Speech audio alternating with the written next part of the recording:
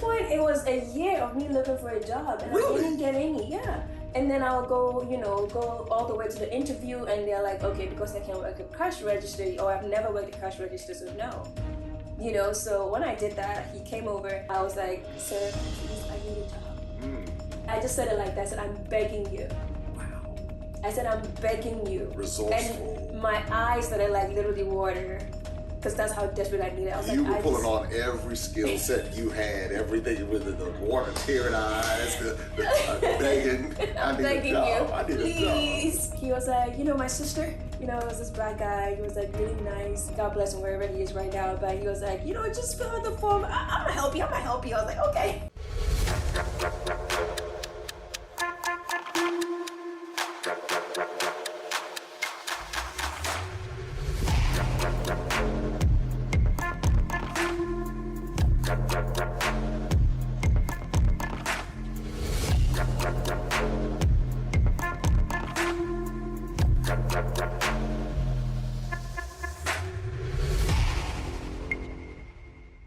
What's happening, everybody?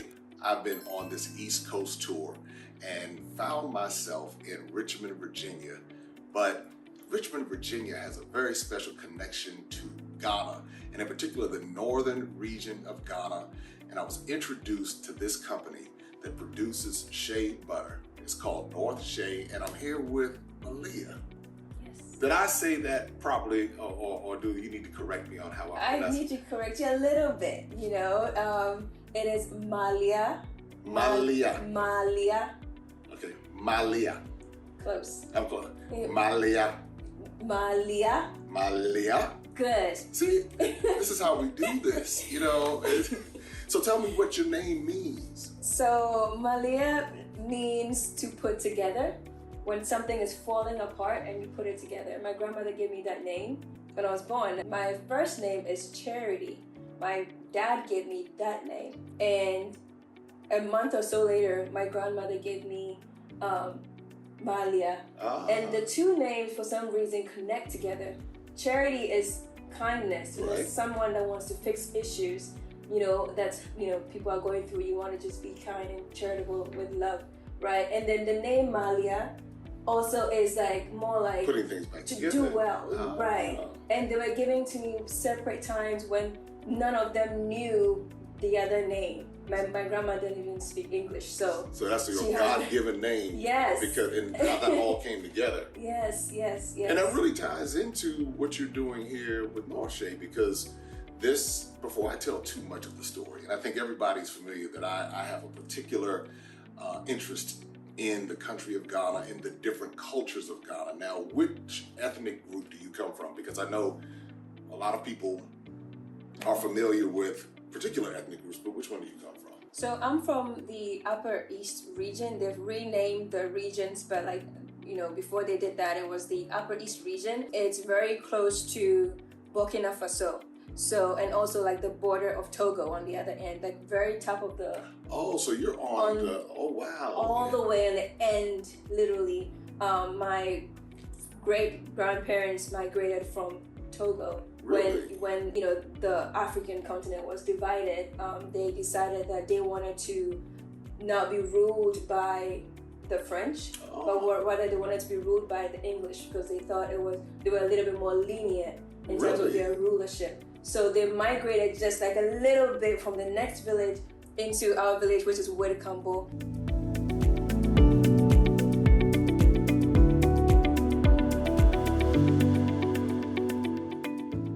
And he migrated with his brother, and they got married to, a lot of women, and filled up their entire village. So yeah, my grandfather, surprisingly, he was the chief of the village, and he had 32 wives.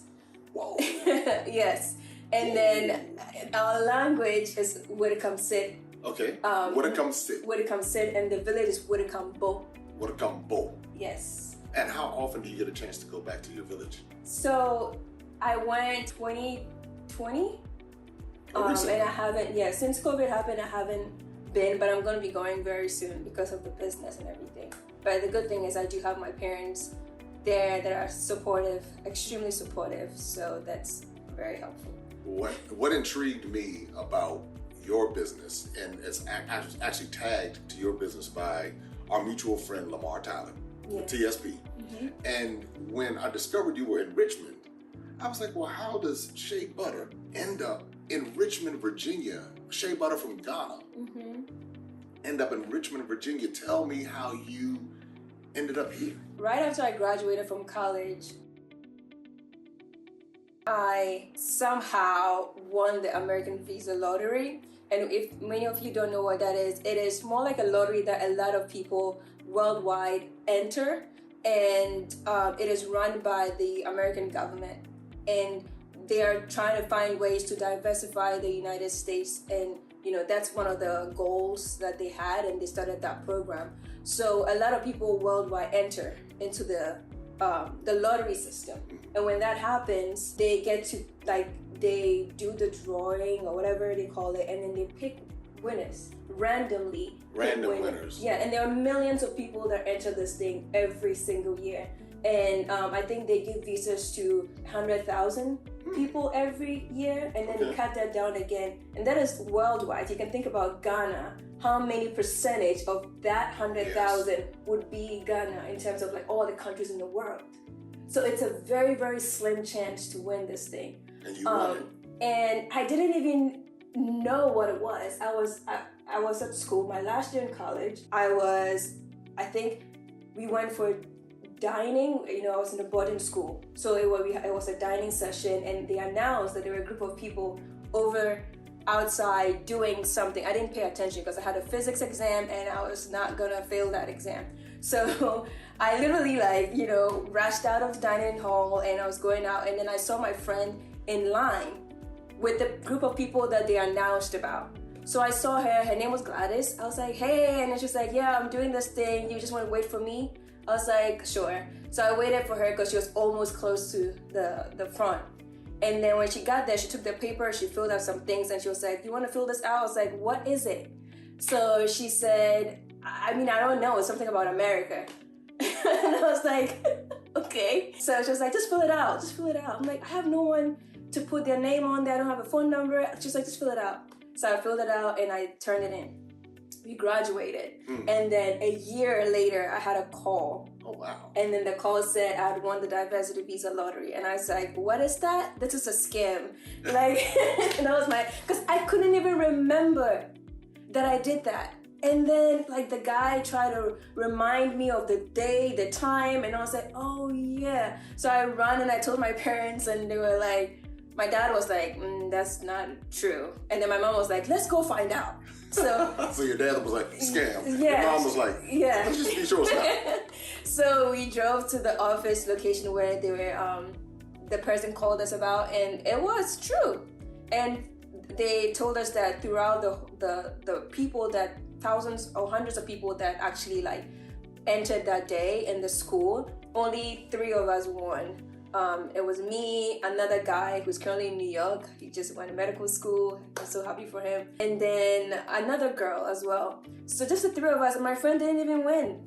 What do you, so sad. Why do you think you were picked? What was it about your application that stuck out, you think? I don't think they do look up the application. It is random. They just think it's just... Yeah, it's by like numbers. Pulling straws or something like that, or numbers. They don't know who you are or anything. It is just just spits out numbers. Oh, wow. And then it goes to the next stage. So it's random. It's really random. It's very random. And then, but you get at the end of it, when you go to the embassy, that's when they actually decide whether you truly are fit for so the they US. will actually interview you. Right, you'll go through it for a whole year. Oh. Of literally coming to the US, getting a green card, all the immigration, everything is tight. At my time, if you were not educated, or you didn't have, if you had a vocational education, you were not allowed to come, and you had to also have passed your English and your math in your college to be allowed. So there's a certain criteria. After the number picks you. So how did you go from the visa lottery, obviously coming over, to now? Well, before we get to this, what did you do when you got here? Because you didn't automatically just open up this business. No. So what was the first step when you arrived? I got here October 2010, and then I had a family friend in New York City. So I lived with them for a little bit, and then I moved to my uncle here. My uncle lives in Richmond. Virginia. Okay. That's my mom's brother, so that was very, very helpful. They had just moved from London to here, so it was more like God just orchestrated everything, because I literally wouldn't have had anyone to go to if that move didn't happen. So I was able to come and stay with them. And I'm so grateful for that opportunity, because it allowed me to, not have to worry so much about like expenses while I figured out what I wanted to do with my life. Every morning I wake up and then I start walking from end to end looking for jobs. Nobody wanted to hire me because they said I didn't know how to work the register, because I've never worked a cash register before. I was like almost 18 or so. I was 18. So like, I just didn't know what to do. But finally, what I did was I went to a McDonald's, and then I called for the manager, and I kind of like acted like there was an issue, because I feel like every time I go to the store and I try to get a manager, they try to not get you the manager. They brush you off. They say, manager's not available. Yeah, and if they would just say, oh, just go fill out the phone pass application. Go online. Yeah, it never works. So you had to get strategic. You had to learn how to hustle a little bit strategically. At this point, it was a year of me looking for a job, and I didn't get any. Yeah, and then I'll go all the way to the interview, and they're like, okay, because I can't work a cash register, or I've never worked a cash register, so no. So when I did that, he came over. I was like, sir, please, I need a job. I just said it like that. I said, I'm begging you. Wow. I said, I'm begging you. Resourceful. And my eyes started like literally water, because that's how desperate I needed. I was you were pulling on every skill set you had, everything with the water, tearing eyes, the begging. I'm begging you, I need please. He was like, my sister, it was this black guy. He was like really nice. God bless him wherever he is right now. But he was like, just fill out the form. I'm gonna help you. I was like, okay. So he was a brother. He was a brother. Because I'm listening to the way that you're explaining it. Yeah. I'm gonna look out for you. I got you. That's exactly how he sounded. Carlton. He was like, I knew it. I recognized. I said, that sounds like a brother. Yeah, that's exactly how he sounded. And so he looked out for you. Yeah, and then he was like, I'm really gonna. And then he said, come back, and I did that, and I didn't hear back, so I followed up. He was like, you really want this job? I'm like, I do. That's right. So he gave it to me. He gave me the job. Literally like next day, gave me uniforms, everything, and then I was in. So I was like, okay, so if I can get this job, right across the street is a Walmart. I could do the same thing. So I went over there and I asked for a manager, like from customer service, like what's the problem? Like, I just want to talk to a manager. You got a technique with it. I hope you're paying attention. She has a technique. I was like, I just want to talk to a manager. So at this point, he comes around and I do the same thing. I said, sir, please, I need a job. So he said that, and then he was like, okay.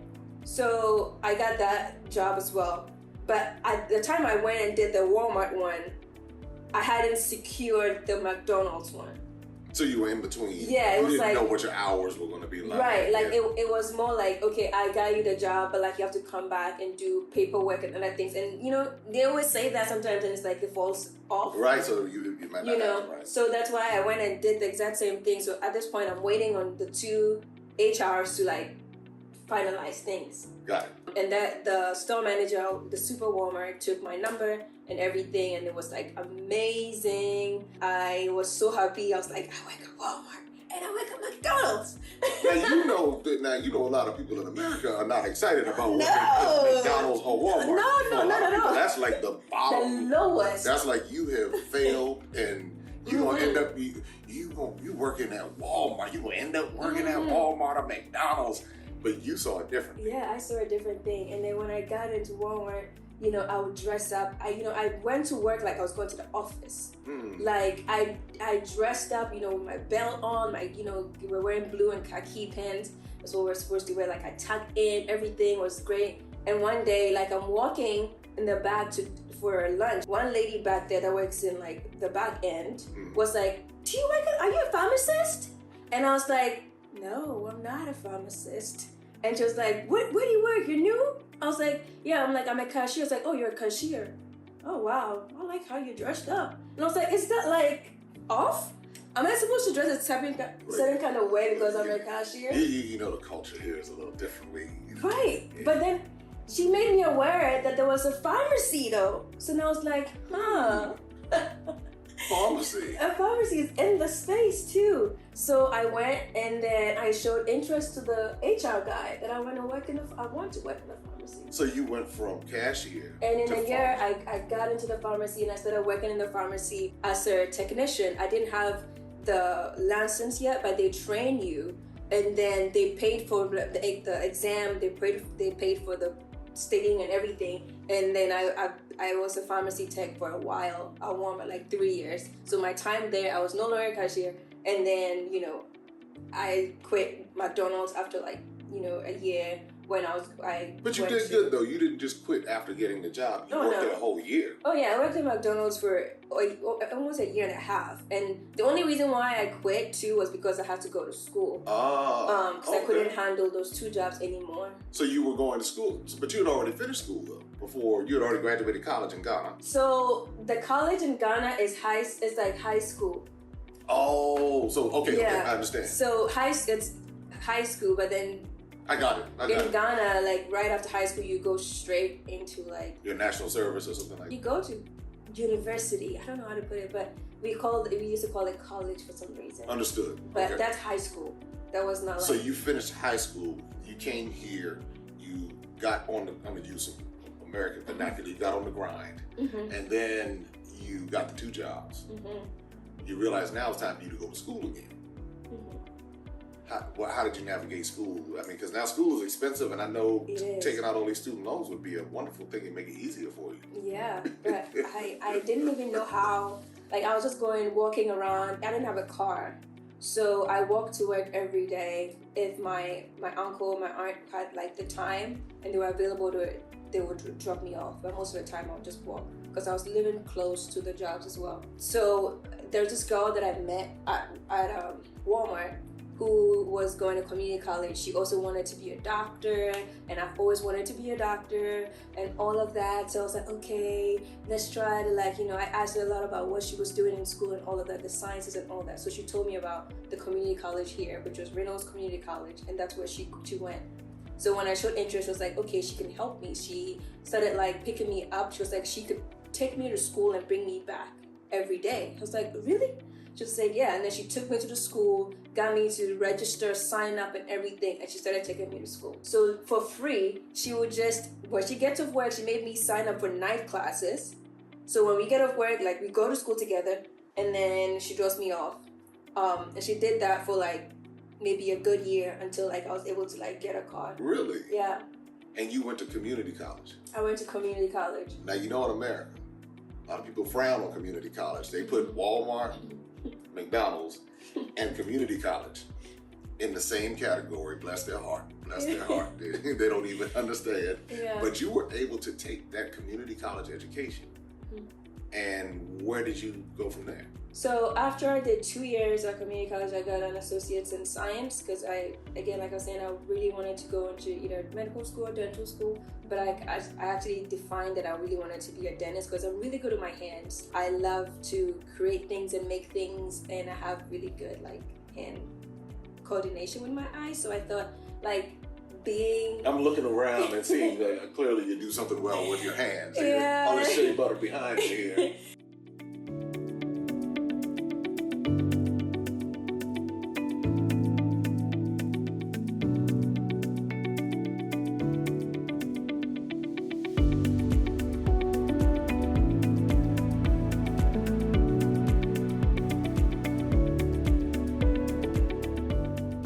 So I, decided if I become a doctor, then I'll be a dentist. I can fix things every day and be happy doing it like that. I applied to the University of Virginia, and then I got in. So right after community college, I transferred to do another 2 years in the University of Virginia. How did you pay for it? It was paid for. I got scholarships. Yeah. Okay. I got scholarships. Because some people are thinking that they can't afford to go to school, but you came to America with no job, with a lottery visa. I'm trying to reduce this down to where people can see. So in other words, you got here on a lottery visa, no job, living with your uncle. You get 2 jobs, one at Walmart, one at McDonald's. Somebody turns you on to community college. You graduate from UVA, right? Yeah. So that's University of Virginia. Did you have any student loans when you graduated? No. So I just took a little bit of like a loan, and that was not even to pay for the tuition. It was more like for my housing situation. But I feel like I could have done without it. I just was like, because a lot of people, they gave it to me. I was like, oh, I didn't know, so I took it. One of those. It was one of those. It was like the extra money. I was like, oh, extra money. But like, no, I probably shouldn't have taken it because everything was paid for. That's one thing people don't know. When you go to these like schools that are like bigger schools, they have like their endowments are like a lot. I always tell people, if I'd known, I would have applied to Harvard. I would have applied to all the big schools and not be afraid that like, oh, I can't afford it. Because I thought I applied to VCU and I applied to University of UVA. So I just applied to those two schools. And the reason why I was even hesitating was because I didn't even know how I was going to afford it, how I was going to go live outside of my uncle's house now and all those things. But the interesting thing is those big schools have a lot of money.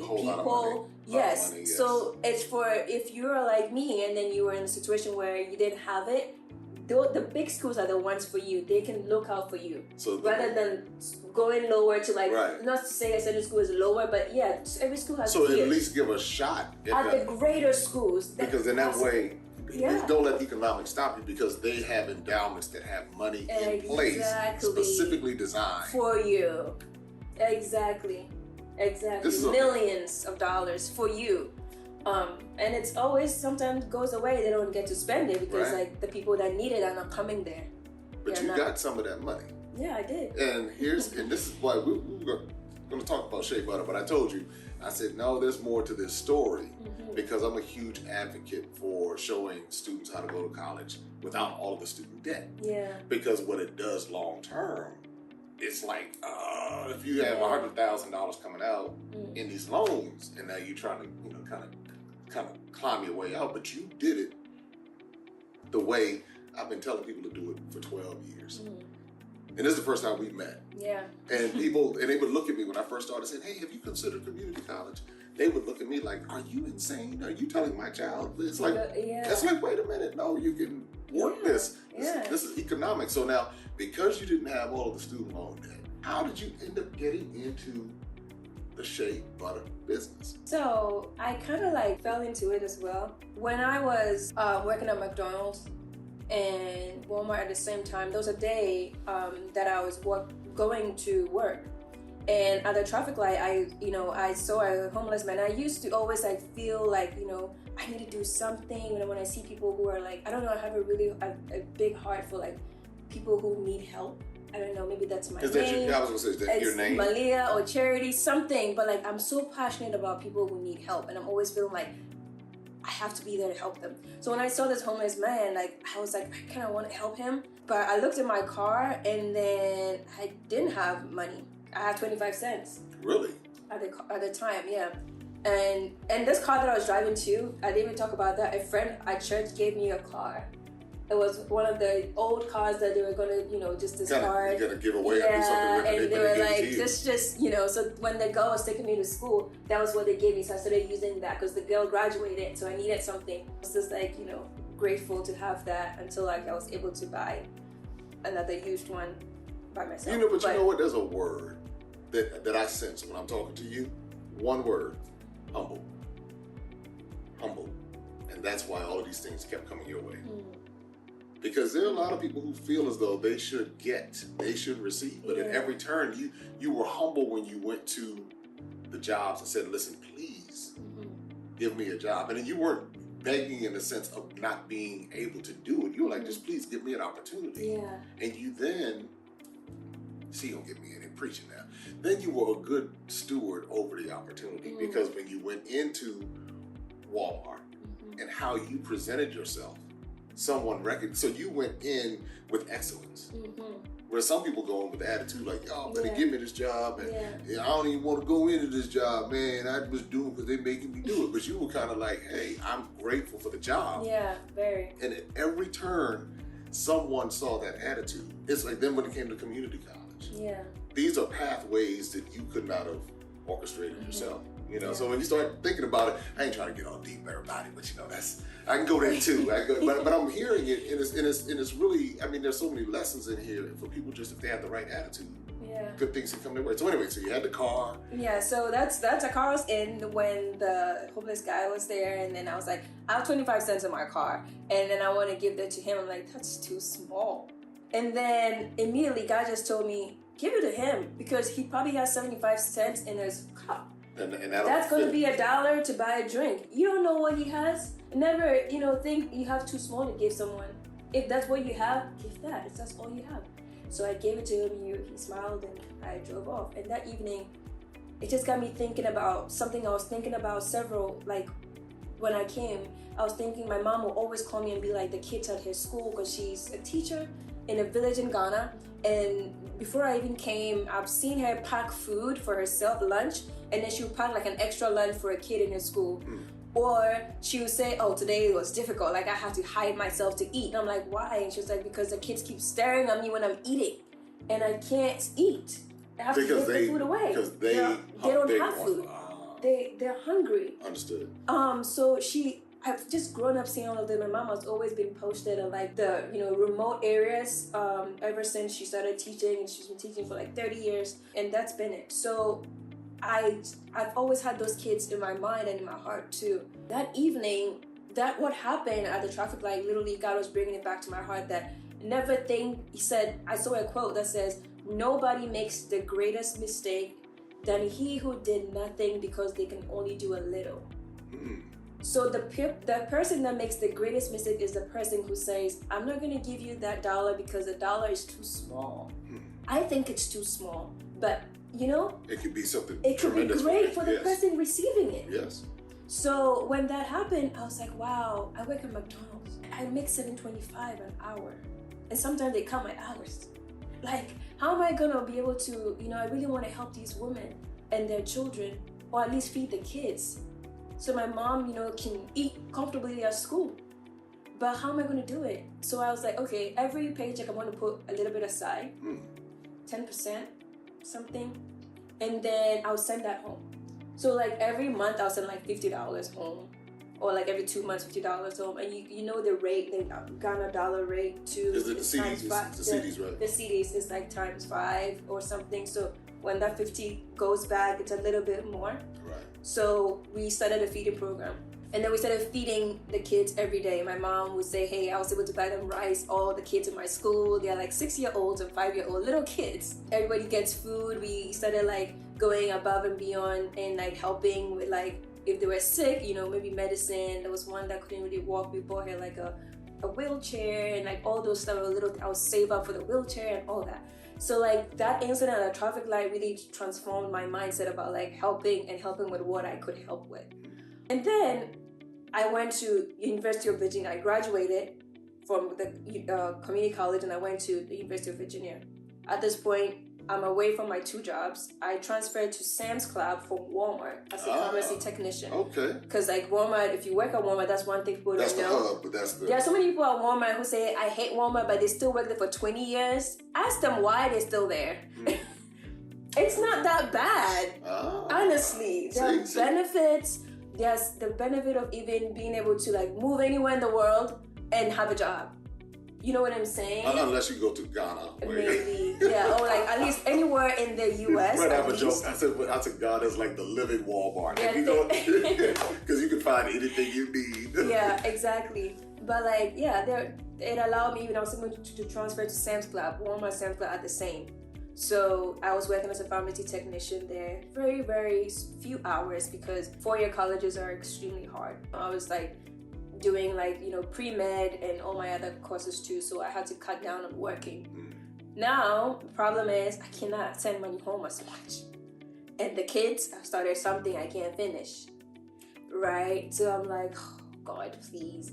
So I started looking for ways. I started like talking to people in the business field, like how like does someone give money? Can someone help me? Like, just give charity, something, because I want to continue doing this. And then someone, told me about this business like thing, and they called it social entrepreneurship.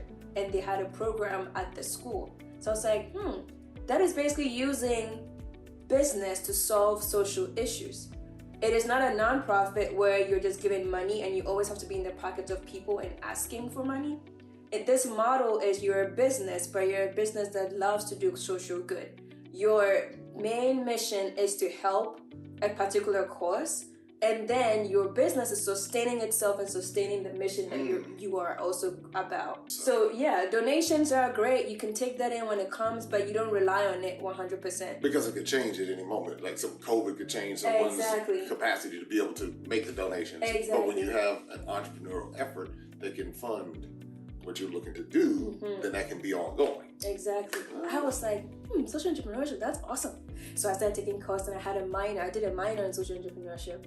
My mind just opened to so many other businesses that do this out there that are actually social enterprises. I was like, wow, it's not a new thing. It's just people don't talk about it much. So I was like, well, I'm gonna try something, you know. And then I started making jewelry.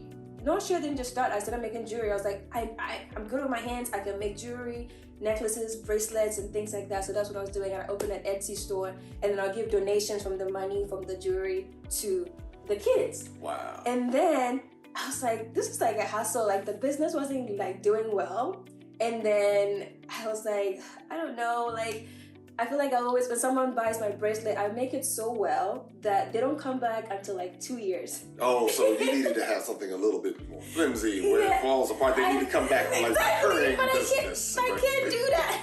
Recurring, but your artisan skill level won't let you make something that's low quality. Exactly. I literally had a woman that DM'd like after I stopped the business 2 years, like, I bought a bracelet for my husband and for his birthday, and he really loved it, but we just had a baby, and then the baby pulled it somehow after 2 years. It was already old and it broke. Can you replace it? And I'm like, oh wow. So I literally had to make that for her because again. Yeah, because I stopped the business at the time. Right. But yeah, that's what happened. So it got me thinking about other sustainable business models too that I could do. My mom moved back up north, and in the northern region, same thing, same issue with poverty and all of that. And that's where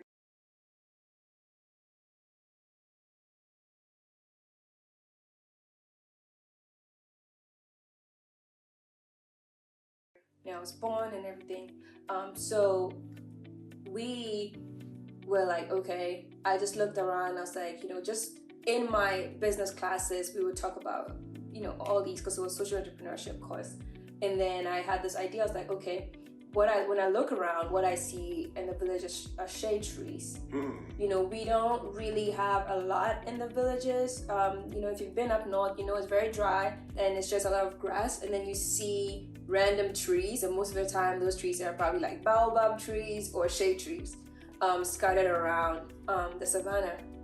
So that's what we have. God has blessed the region with a lot and lots of like shade trees. So I decided, like, okay, if we have that, right, and now I know the power of shea butter since I moved here. So you understood it was really popular here. Yeah. Maybe kind of sort of popular in Ghana. Yeah, like in Ghana, even people in the village themselves don't really use shea butter nowadays. Like we're like, maybe they use it for a baby, but like just after we grow up, we stop using it because we feel like it stinks, like shea butter. Oh, so it's kind of like Vaseline in America. Exactly. It's like, why are you using that? You know what I'm saying? Like they start to frown upon it a little bit for whatever reasons. But I think people overseas realize the value of it more because of how like they use it in different things like soap and other things. Right. So they added scents to it and all of that. So it was being able to, people loved it.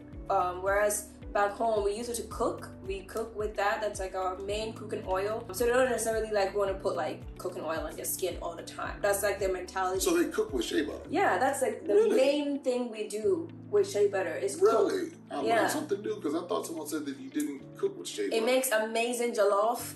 Really? Yes. Yep. I'm learning something today. Yep, we cook with shea butter. That's the base oil for, So instead of palm oil or... Yeah, or like coconut oil or like fritol.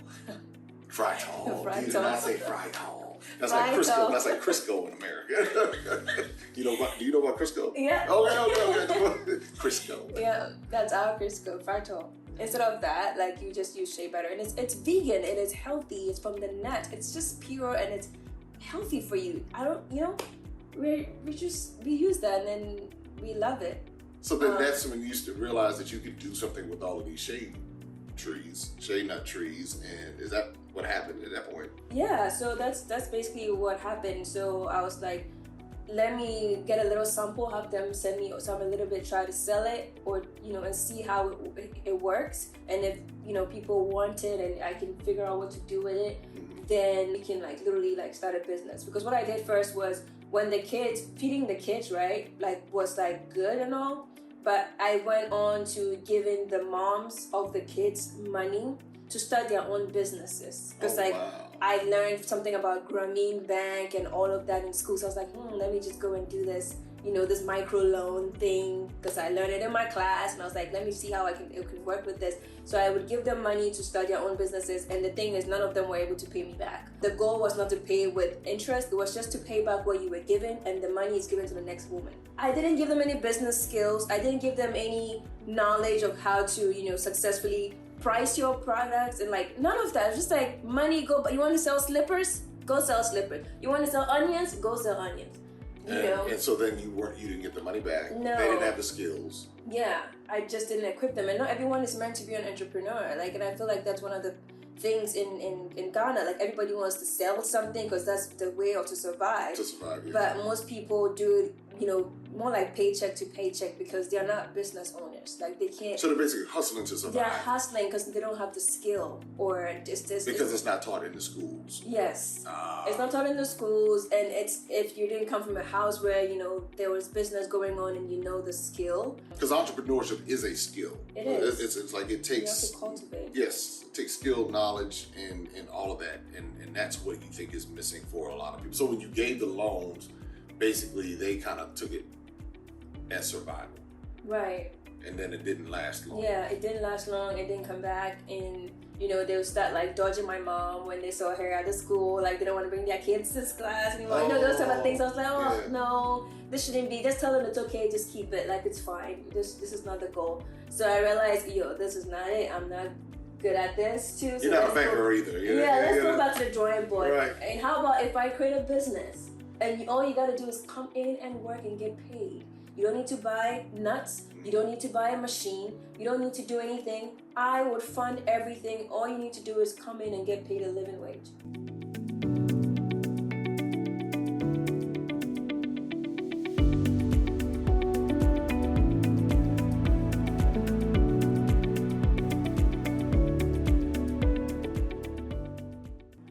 And that was the solution, and that was why NorthShea was born. And it's been here for the past 3 years. This is amazing. I mean, this is amazing to be in this space right now.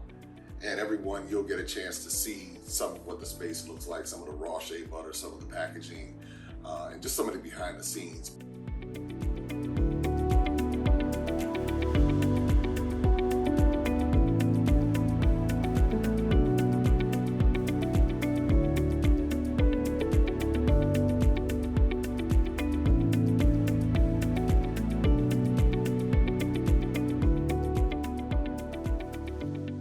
This right here is a spectacular demonstration of perseverance, humility. So I'm going to keep coming back to that. Charity, you came here not so much for you. I think it was more for you to be able to help others, but not just through the village, but even with your story. Because everything you just shared right now, if somebody's really paying attention, they won't end up with a bunch of student loan debt. They'll understand that everybody's not meant to be an entrepreneur. They'll go to Walmart and McDonald's and be humble and put their best foot forward. Yeah. So there's so many pieces. Not the end of life, yeah. So, all right, so once you got started, I'm looking at these beautiful ladies up here, and again, I'll pan across so everybody can see it.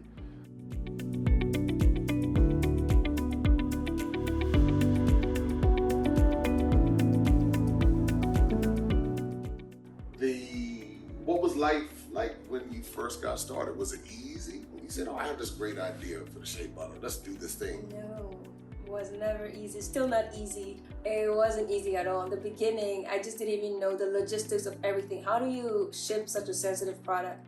from Ghana all the way from the hottest part of Ghana to the US, and not have it melt or get grainy. It was just a lot to think about. We just had to learn from our mistakes. I remember my mom, was able to come to my graduation, and at this time I hadn't seen her for I think 6 or 8 years. Oh wow. I hadn't gone home yet. I was just here hustling. So when she came, she brought the sample that a woman made in like a vaulted bottle. That's the water bottle. The water bottle, the big water. one. Yeah. They poured the shea in the vaulted bottle. Like she bought like maybe 5 of those in, and then I cut it open. I was like, wow, this is nice.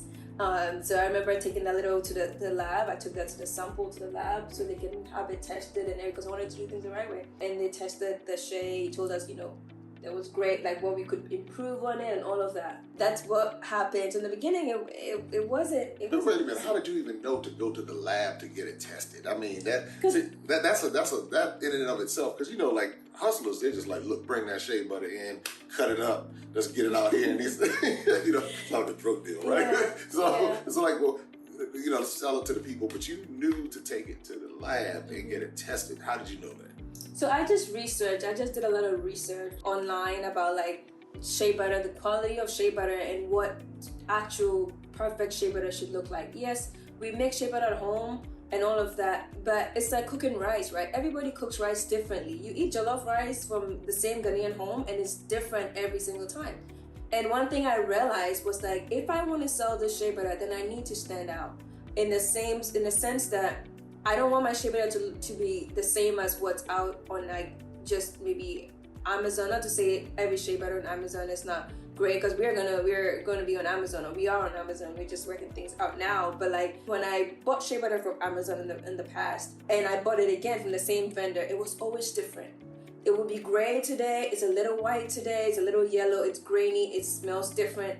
And then my question was why? So when I researched, I realized that they buy from several vendors, people, like homes. They give the woman money to go and make the butter, and they just go collect the butters, and that's how they ship them over and stuff like that. So they don't test it beforehand. Most of them don't test it, and also like just the consistency of it is also off because everyone makes it differently. They're using different water and all of that, and we wanted to make sure that we were getting the best quality, so we spoke to like experts who have looked at the science of shea butter, and learned about how to correctly produce shea butter at a good quality consistently. And that was one of the reasons why too I didn't want the woman to just go make shea butter and bring. We were gonna have a common space, and we are all gonna make the shea butter, so we can control how it's done, the heat, the temperatures, everything. There's a science to shea butter, guys. If you don't get it right, you don't get it right. I saw the pounding, and when I went to tamale, I was like, wow. Yeah. That's a lot of work. It is. So we just, I did all the research to figure out what to do, the right way to do it. Yeah, so it wasn't easy. It wasn't easy at all from the beginning, but we kept on going first year. And then the second year, we were able to produce our largest shea butter ever. I remember we were coming with a little water bottle thing, water. And then we graduated into like maybe 5 boxes via DHL coming in, and then I was selling the little in the little pouches like that.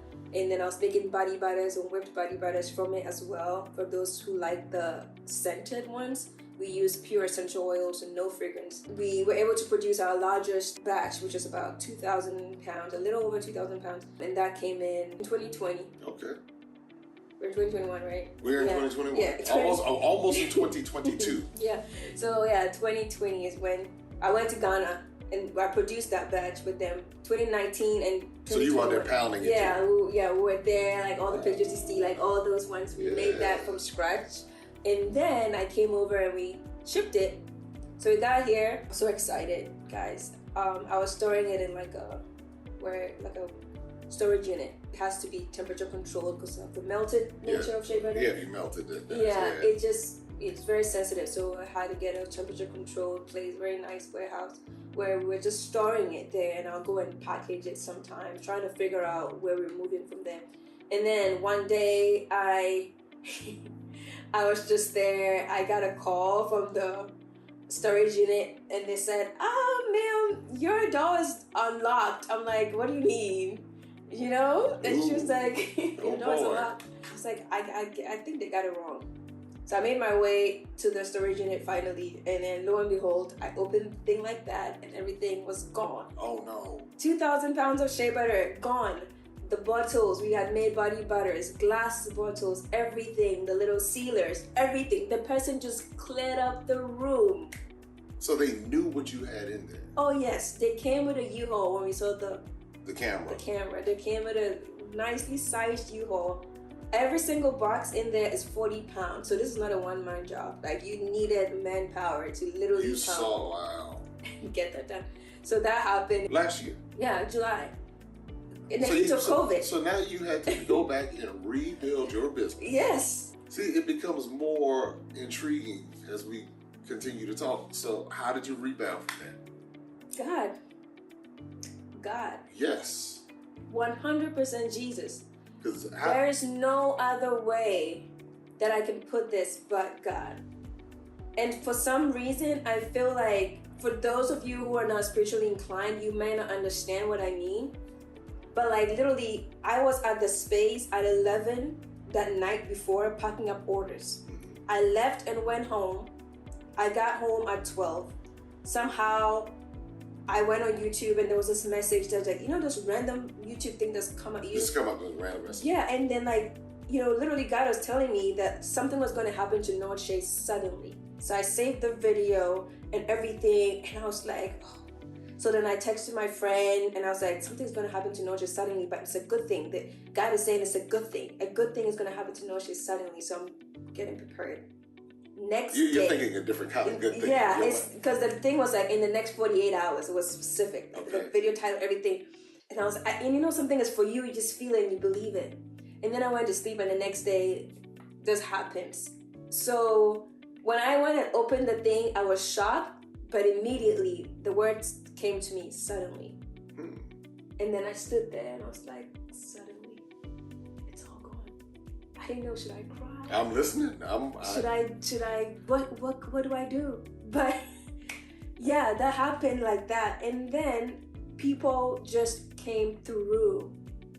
When I say that the moment I went on the next day, it was July 4th. They said July 3rd is when the thing got stolen, I believe. Okay. So July 4th was the holiday.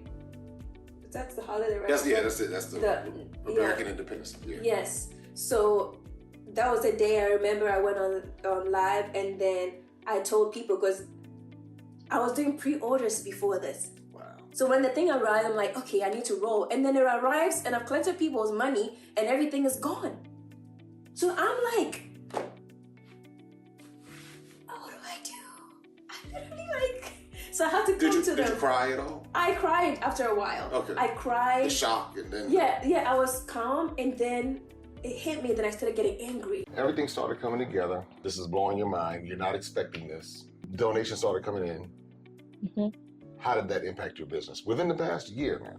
It really did help us again. Just helped us to go back and start working again. Buying shea nuts is one of the most crucial parts of shea butter making. You have to buy them in little bits and then from several villages. So it's a very expensive thing, time-wise and money-wise. And that's basically where a lot of your money go if you're going to ever start a shea butter business. Because the shea nut is the shea butter, So we just had to go back buying again, spending time every single day, going through villages. So basically rebuild. Yeah. And then production and all of that, But you had the donations now coming in. People knew your story, so you had the financial support. Yes. I guess once the financial support came in, I guess you were able to make your shipments and fulfill your orders. Mm-hmm. And now looking around, you have plenty of boxes of shea butter. Yeah, because the thing is, the money that was there from the pre-orders, I didn't even spend them. So, because I was just this is my first time doing this, I was a little scared. So I just refunded people their money, those who wanted. But the only people that wanted a refund was just, I think only 2 people out of all the people that ordered, everybody was like, no, I'm gonna wait. If it takes you a year, I'm gonna wait. Oh, wow. So that was a blessing too. So that money was also able to add up to that. And like, we had to get a new space that we're in right now, which cost way more than just being a storage unit. You didn't want that to happen again, yeah. Yeah, and there's so many things that needed to be done, right? We just had to, do things the right way. So now that you've gone through that journey, where is NorthShea going now? Now that you've been through, the story is one of the most impressive stories that I've heard in my life, and all so many different levels: faith, humility, perseverance, being resilient, being strategic, all of the above.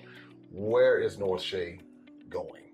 NorthShea is, on the way to greatness. We are on the way to continue the mission why we started. My goal is to be able to help the community where the shea butter comes from, in terms of health care, in terms of education. I don't think there's a reason why kids in 2021 should be sitting on the floor in the class when I went. And one of my biggest goals for the end, very soon, hopefully before the end of the year, is be able to fund their entire school, the primary school there, with chairs and tables. And that's something I really want to do. And I'm just praying that the business gets to the point, gets to the space where I can actually do this very soon. So there's so many things that we have in mind, in terms of social good and social mission, but also just product wise too. We want to be able to get into more stores. Even if we focus on our raw shea butter alone, get into Whole Foods and other stores, retail, just expand our retail footprint, even focusing on just our raw shea butter, because that's our key product that's amazing by itself. Everything else we sell is great, but everything else that we make is made from our shea butter. So it tells you, if you love our body butter, then you love the shea butter. Yes, because it's made from that. A derivative can never be, too great than where it comes from, because that's where the source is. Right. I think so. We are just on our way to expand our reach, and we want to be a household name. When you hear NorthShea all over the world, I like all over the world. You said that real quick. All over the world. NorthShea all over the world. All over the world. All over the world. I believe it. I see it. I am here in this space, and like I said, we'll take everybody around on a little tour so they can see what you're doing.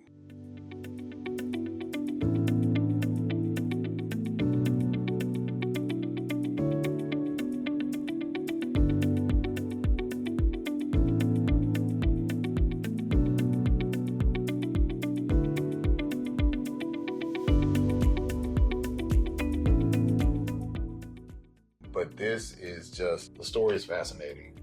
It's inspiring. It's encouraging. It's empowering. It's all of those stories that's really probably just beginning. Because we're talking about going all over the world. We're currently sold. We've sold in every state. Really? Yeah, I was looking at the stats 2 days ago. I was like, wow, we have touched every single state that's awesome. And now you're going to touch the rest of the world. Yeah, amen to that. In Jesus' name, yes. And that's so important for so many people to understand all of what has been at the core of your convictions. And if you continue on this path and remain humble, that's what I keep hearing and seeing. And for those who are watching right now, some of you are serious about entrepreneurship, and you are serious about charity, and you're serious about just supporting businesses, whether they're in America or whether they're somewhere in Africa. Well, here's where you can do both. And part of what I do with Maximum Impact is bridging the gap between Africa and the African diaspora. And what you've done, you've bridged the gap too, because now you're here making the most of an opportunity that you were given, but you're also helping other people. It's not just about you. And because of that, those types of good things are going to continue to come your way. And I want to encourage everybody, as you're watching right now, whether you want to make a donation or whether you want to purchase a product, either one. So that works either way. You can contribute money to the advancement of this business, knowing that it's helping people across the board. And it's not people in Ghana, but people across the board, because this story is so powerful. Any closing thoughts that you would like to share with everyone? Whatever you have in your heart and you believe in your heart and in your mind that you're supposed to do here on earth, go for it, do it. Don't let anything stop you. And also, if you ever have a conviction in your mind to help someone, always remember that nobody makes the greatest mistake than he who did nothing because they could only do a little. It doesn't matter how small you have. Your small is a lot for someone. And all you need to do is just do it. Well, you heard Malia.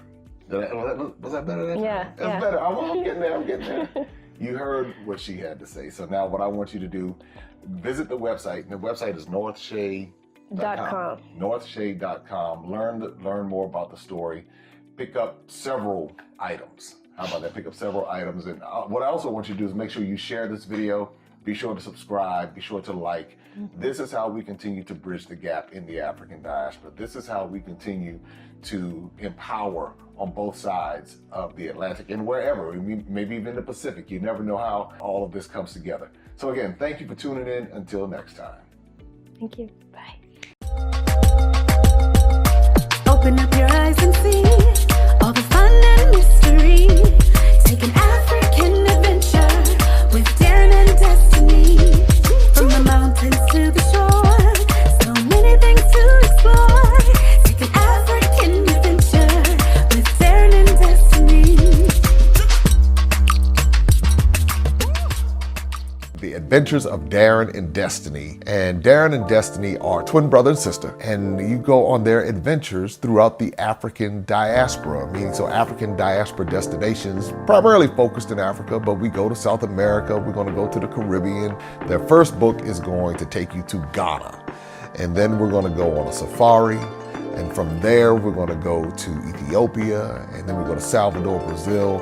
And what the goal is to be able to inspire curiosity in the continent of Africa, in our children from a very young age, and to really tell a more accurate story. Most of our children are exposed to negative images, late night infomercials about how bad things are, everybody's sick, everybody's poor, everyone's uneducated, but that's simply not true. So what Darren and Destiny and their family do is they go to different African destinations. They are learning about these different places. You're beginning to see positive images, but still telling the truth. I mean, that's the important thing, to tell the truth about some of the things that have occurred. But it's all done on a children's level so they begin to understand it. And it begins to pique their curiosity. They begin to learn more. And hopefully one day they will want to explore and visit the continent of Africa and its many countries. There's just so much that Darren and Destiny are able to do, and as they're doing it, it's like they begin to open the minds of a new generation, and they don't get bombarded and indoctrinated with negativity. They're actually able to see positivity and inspiring images and messages about the African diaspora, as well as those who are still indigenous to the continent of Africa, and they begin to learn more and just see things differently. So I'm excited about introducing the Adventures of Darren and Destiny.